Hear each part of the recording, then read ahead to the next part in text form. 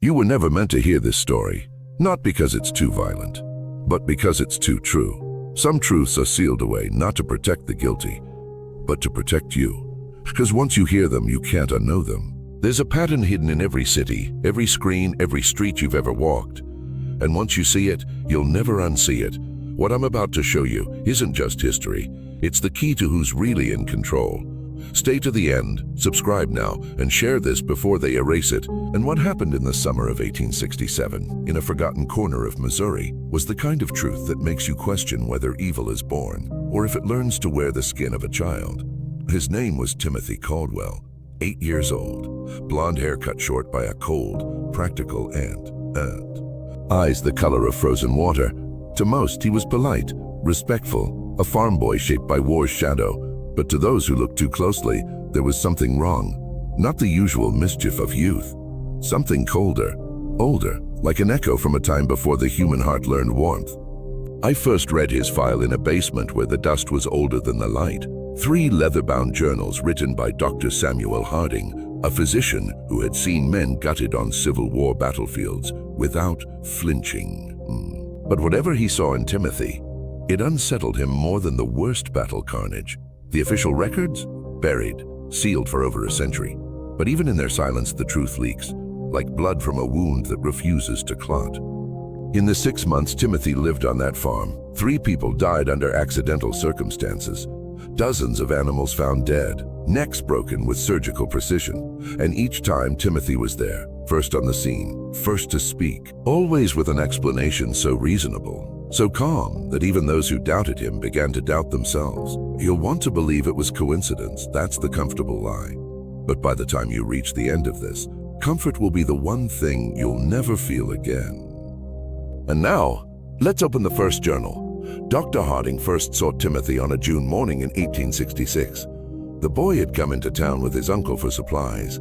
A harmless errand, unless you know how to see, Harding did. War had taught him to read men the way a locksmith reads tumblers, feeling for the hidden resistance, the unspoken code. And this child fit none of the patterns. Timothy's manner was perfect. Not polite in the way most boys are, where manners sit awkwardly over restlessness, but flawlessly constructed. Every yes, sir, landed exactly where it should. His posture was balanced, unforced. His gaze met yours without the hesitation of a child, and without the submission of one. No darting eyes, no nervous hands, just the stillness of something observing you back. Harding would later write, "I was accustomed to the cold gaze of the dying, but never before had I felt that same chill in the eyes of a living child." And here's what most people miss. The truly dangerous don't announce themselves with threats. They don't swagger, shout, or bleed chaos into the room. The most dangerous entities, in war, in politics, in history, are the ones that make you doubt your own instinct. They wear the face you want to trust, while underneath, they're studying the architecture of your weakness. Within weeks, deaths began. First a girl, drowned in water so shallow a toddler could have stood up in it. Then an old man, a master woodsman, who fell from a cliff he had climbed for years without incident. Then a boy found dying in a well so perfectly concealed that only someone who already knew it was there could have found it. Timothy was present for all of them. And each time he was the one who found the body. Each time his account was clear, logical, and laced with just enough distress to be believed. But the distress never reached his eyes. And here's the first real descent for you. Not into Timothy's mind, but into the system that allowed him to move untouched. The community needed to believe in innocence. The law needed the comfort of proof.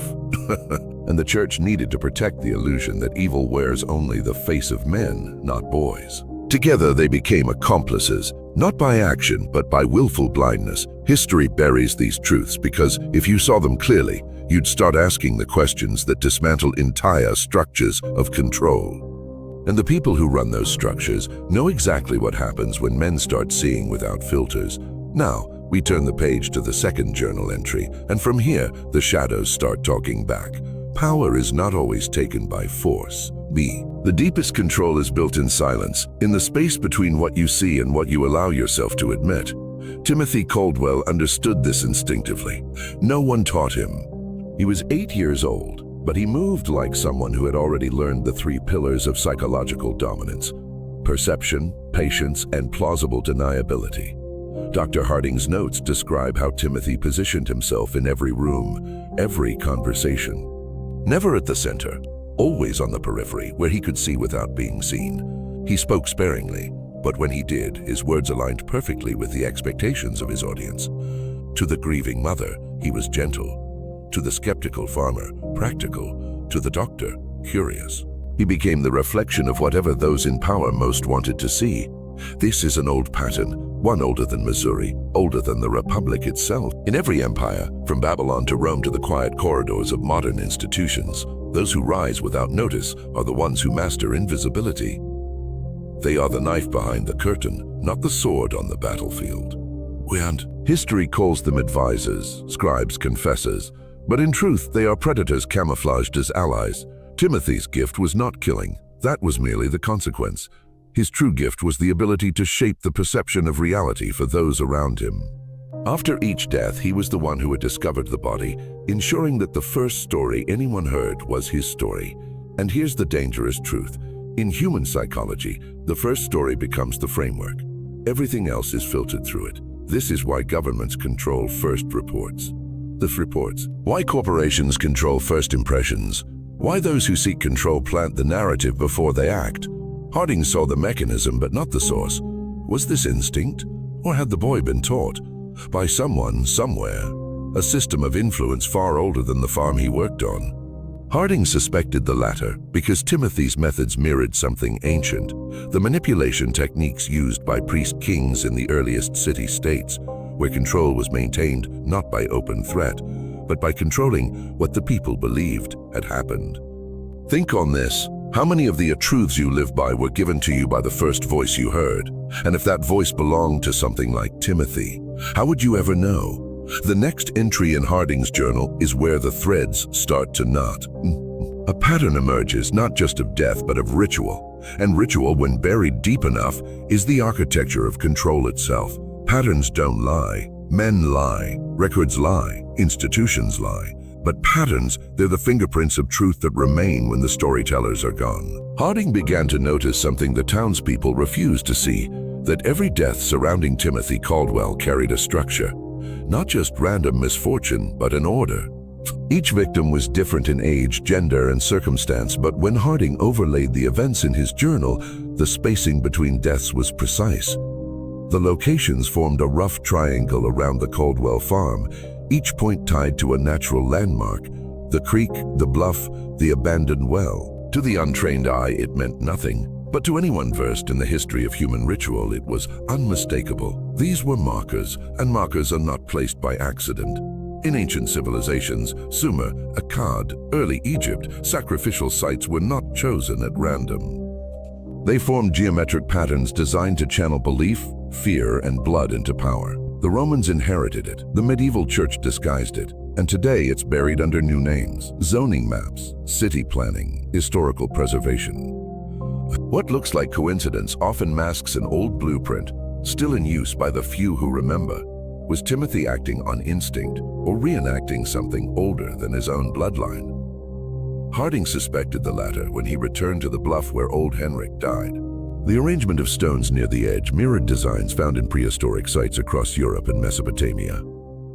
A formation that focuses attention, even if no one consciously registers it.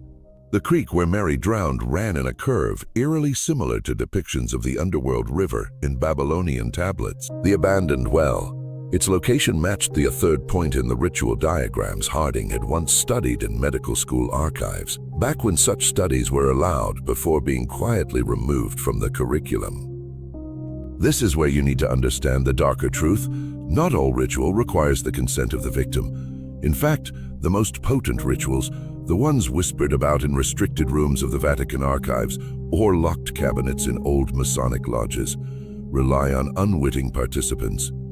The sacrifice doesn't need to believe. The officiant does, or worse, something beyond him does. Timothy's age protected him from suspicion. His composure kept him invisible. But the pattern itself, that was the tell. Because patterns reveal the operator, and the operator's purpose. Harding didn't yet know why this was being done.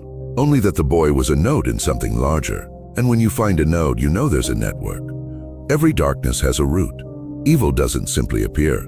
It is cultivated, carried, and passed like an heirloom, sometimes in gold, more often in blood. Harding's first real break came when he traced Timothy's lineage. The townsfolk only knew the public version: father dead in the war, mother dead of consumption, boy shuffled to relatives out of necessity. But Harding found something stranger in the official records, or rather in what wasn't there. Timothy's birth certificate was absent. No church baptism record, no school attendance log from the county where his parents supposedly lived before the war. In a time when every birth, marriage, and death was recorded by hand in thick parish books, Timothy Caldwell appeared only when it was convenient, like a shadow stepping into the light when summoned. His father, William Caldwell, had been a soldier in the Union Army. That much was true. But Harding discovered that William had also been stationed in the Dakota Territory during the Minnesota Uprising, a conflict marked by mass executions and the suppression of indigenous tribes. There were rumors that certain officers had taken tokens from sacred sites, objects they kept hidden, claiming they were mementos of war.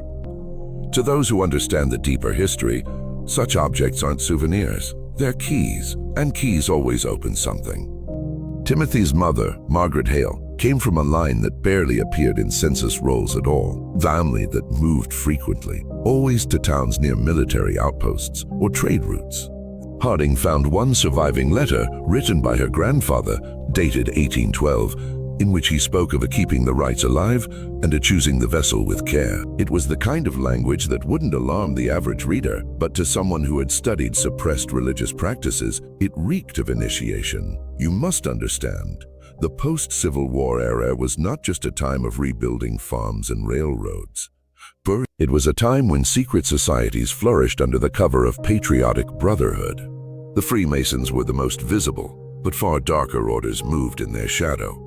Bloodline cults that mixed old European rites with the indigenous practices they had scavenged, creating hybrids designed for one thing: to bind power to a family name. If Timothy was one of these vessels, his presence in Sedalia was no accident. That farm was a staging ground, the deaths not merely murders, but offerings, each one placed at a specific point, each one aligning with whatever hidden geometry his bloodline had been raised to serve. And here's the truth no one wants to face. Institutions don't kill these legacies, they protect them. Universities hide the anthropology, churches seal the heresy, governments call it folklore. But the families, they pass it on, waiting for the right generation to awaken. Timothy, at 8 years old, wasn't just awake. He was practicing. By the winter of 1873, Timothy had stopped hiding, not openly, of course. To the townspeople, he was still the quiet orphan boy who kept to himself. But Harding saw it, the subtle shift, the confidence of someone who no longer feared being seen, because he understood how to control what was seen. Timothy began to test people, not with questions, but with silence.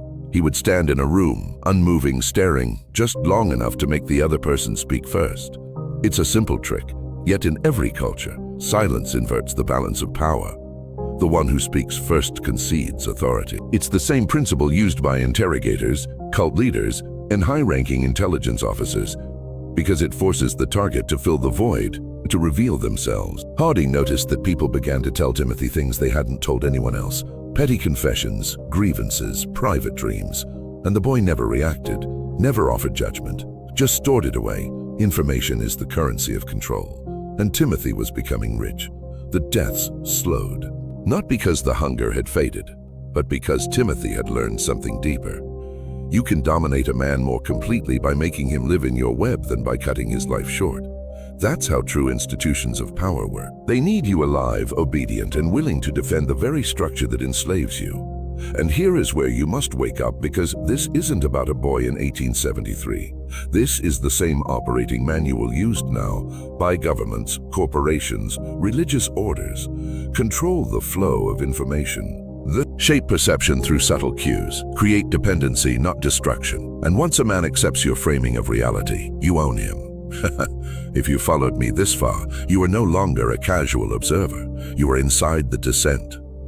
You've seen enough to know that power doesn't announce itself. It seduces you, step by step, until your thoughts are not your own. And if you want to resist, you must mark yourself, so you never forget what you've learned tonight. Go to the comments and write this phrase twice.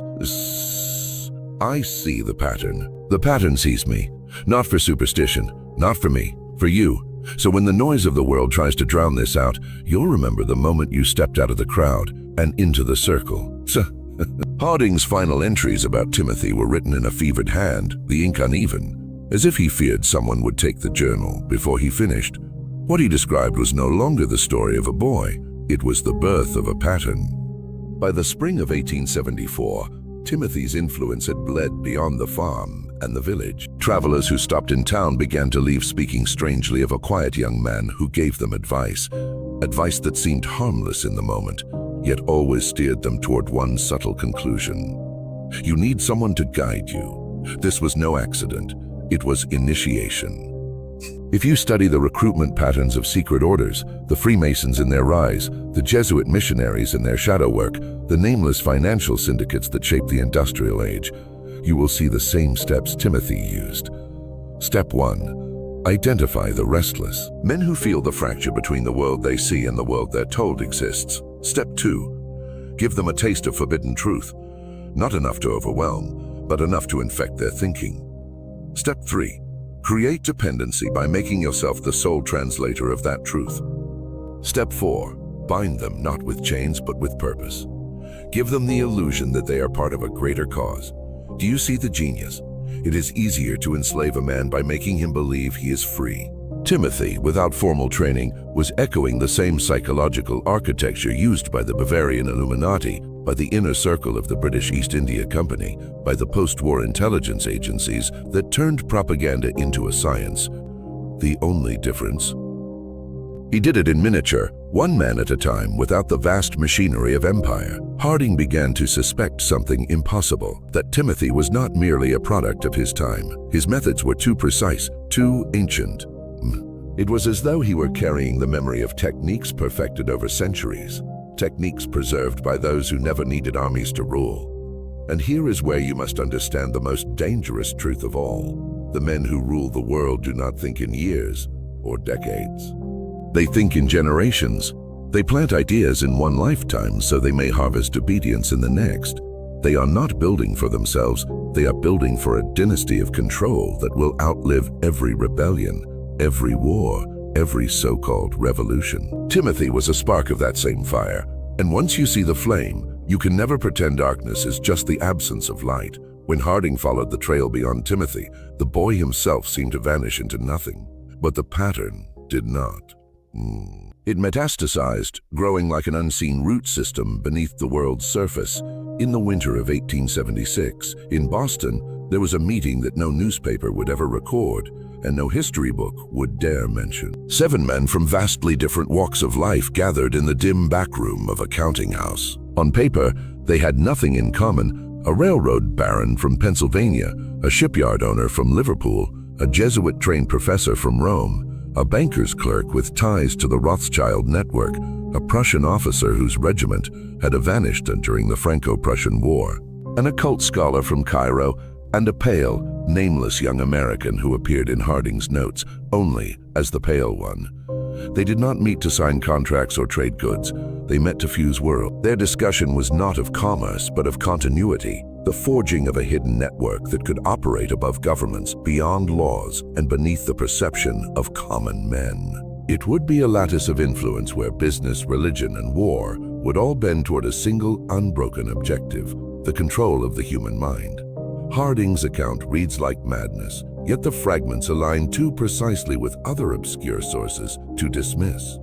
He claimed they spoke of 4 unshakable pillars that would anchor their dominion: myth as weapon, rewriting history to glorify obedience and ridicule dissent; debt as chain, making money abstract so the masses would toil for numbers rather than needs; ritual as programming, wrapping control in tradition so that men would defend their own enslavement; and fear as currency, keeping the people afraid, not of their rulers, but of each other. Then the Pale One spoke, his words so chilling that Harding copied them 3 separate times in the margins of his notes. "We do not need to own the world, only the lens through which men see it."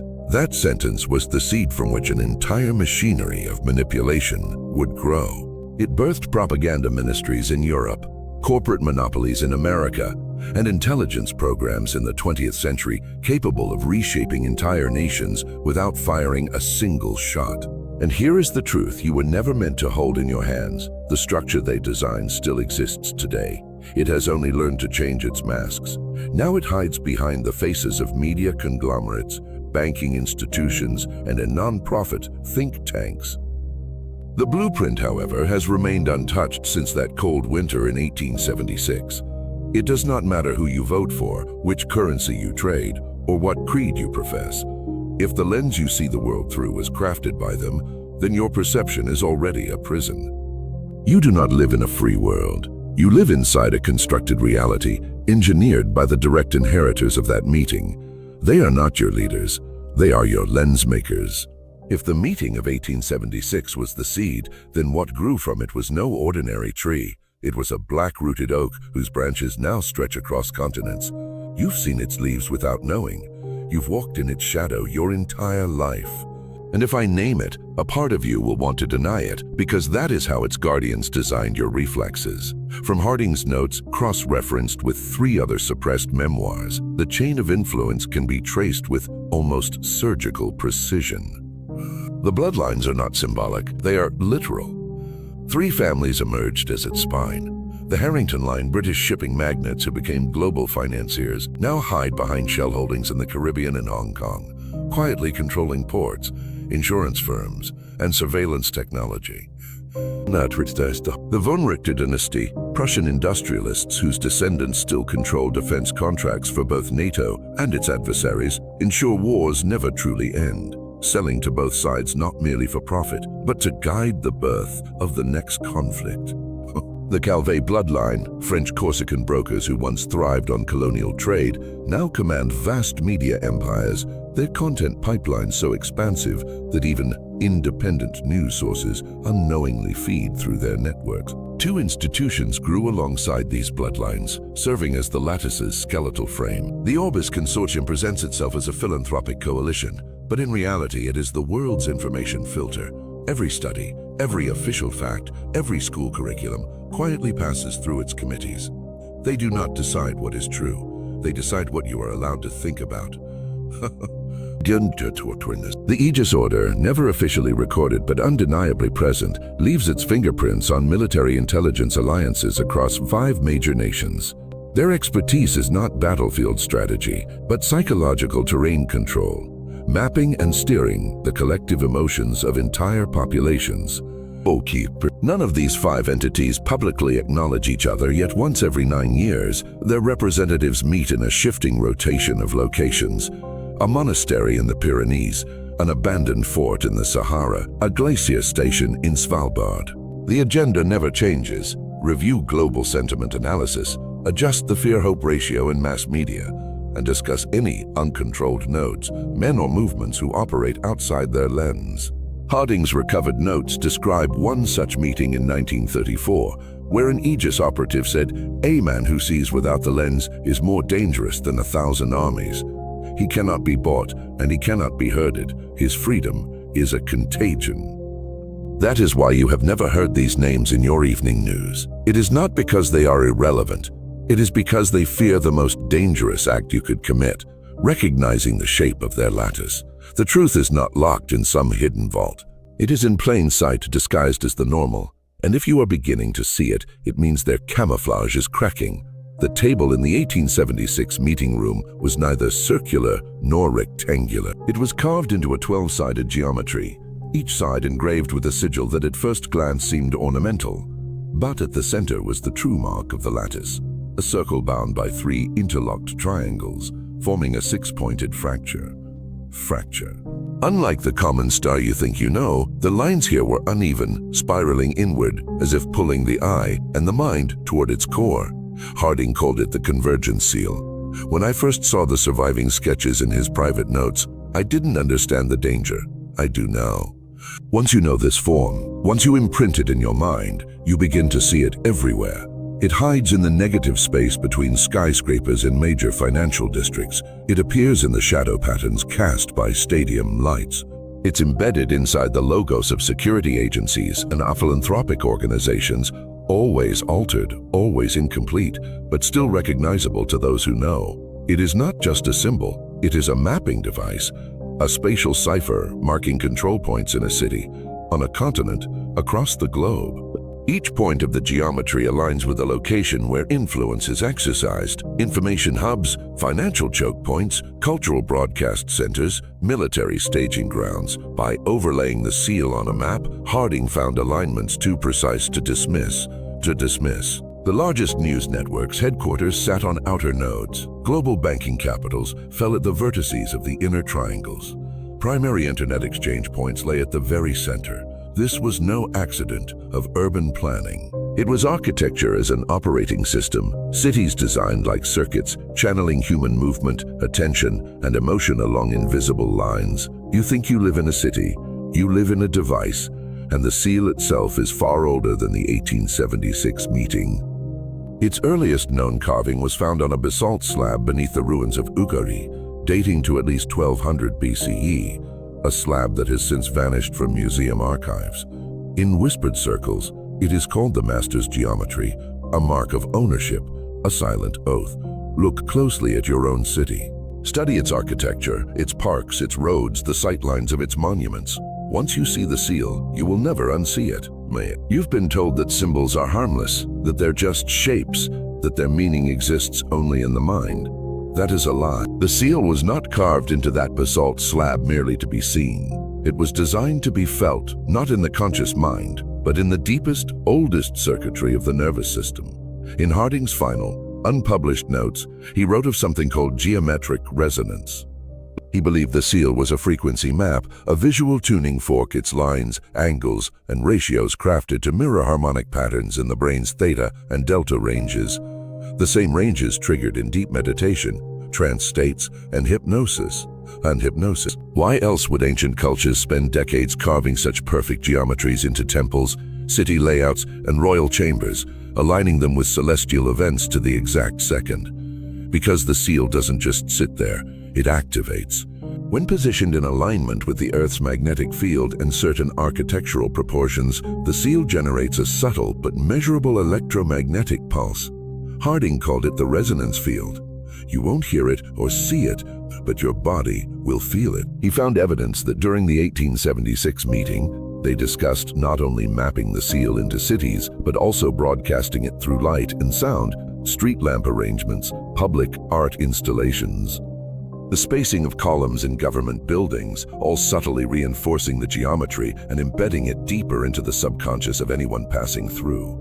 Over time, exposure to this pattern changes people. It narrows possibility, creating a subconscious sense of hierarchy and acceptance toward authority, toward the order imposed by those who hold the original template. The seal doesn't need soldiers or laws to enforce control. It shapes the mind so that the cage is invisible and the prisoner is willing. Harding also discovered something else, something dangerous. The resonance field can be reversed. In his private diagrams, there's an inversion sequence, a way to flip the pattern so that instead of entraining the mind into submission, it breaks the cycle. He called it the disruption phase, but he warned that once activated, there is no going back. The clarity it brings is permanent, and once you see the cage for what it is, every comfort it offered turns to dust. The men in the 1876 meeting knew this well, which is why they buried the inversion sequence and swore blood oaths to never reveal it. They never called it by name in the official minutes, not once, but in Harding's coded journal entries, the ones written backward and deciphered only under candlelight, he gave it a title, the Custodian. Not a god, not a demon, but something older, something that existed before those words even meant anything. Harding believed the Custodian wasn't a being in the way we understand it, but a consciousness embedded in the architecture of reality itself, a living intelligence bound to the geometry of the seal. The seal was not created in 1876. It was retrieved. The basalt table in that dimly lit room was only a copy, a mimic of a far older relic discovered in the ruins of a city that shouldn't exist, in a desert that wasn't supposed to be there. The original, Harding claimed, was cut from a single sheet of obsidian so pure it absorbed light until it almost disappeared, its edges impossibly sharp, like the boundaries between dreams and waking. Those who stood before it too long began to see things, not visions but memories that weren't theirs. Battles fought in skies of black glass, oceans of liquid mercury, and a face or something like it, not in shape but in presence, the pressure of a gaze that bent the air. Harding wasn't the only one. In his private correspondence, he cited 4 men from the 1876 gathering who, without consulting each other, described the same recurring nightmare after their exposure to the seal. The dream begins in silence. They are standing in an endless hall, lit by no visible source, the floor beneath their feet etched with the lattice stretching to infinity. At the far end, a figure waits, unmoving, unbreathing, watching. When they wake, their first thought is not relief but recognition, and each man reported the same detail. Over the years, the figure appeared closer, inches closer every time. The custodian, they believed, was patient. It didn't hunt, it waited. And the seal was its invitation, a pattern that called the mind into its domain, one fragment at a time. Some of them came to believe the final purpose of the seal was never control at all. It was harvest. You think the seal is just some relic buried in a forgotten archive. You think its geometry is locked away, harmless, like a piece of history. No, it's here. It's everywhere. Harding's last package, mailed under a false name to an address in New Mexico, contained no words and no explanation, only photographs. At first glance, they seemed random. The circuit board of a prototype computer from the 1960s, a military command emblem from 1943, the blueprint of a telecommunications hub in Chicago, and the floor plan of a certain glass-walled headquarters in Silicon Valley. And for different eras, different industries, different continents, but overlay them, and the lattice emerges. Perfect, precise, every line, every intersection, every angle identical to the seal etched into that obsidian slab. It's not design coincidence, it's not aesthetics, it's implantation, witnessation. Engineers think they're optimizing efficiency. Architects believe they're designing for stability. Programmers swear they're arranging data for speed, but the shape is the same. The frequency is the same. And Harding believed? No. He knew that every reproduction of the seal acted like a beacon, not metaphorically, not symbolically, literally, a broadcast to the custodian. In his final notes, scrawled in handwriting so shaky you can almost feel the fear in his bones, he wrote, "The network is the hall now. The lattice is the floor. The watchers don't need to move closer anymore. We've brought ourselves to them. Think about that.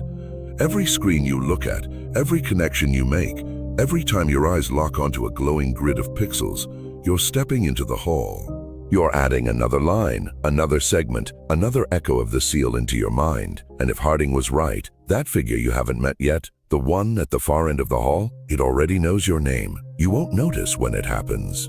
There's no single moment, no flashing light, no sound to warn you. One day you'll be walking through your city, scrolling through a feed, staring at the pattern of tiles in a lobby, and you'll feel it, a shift so small it could be mistaken for déjà vu.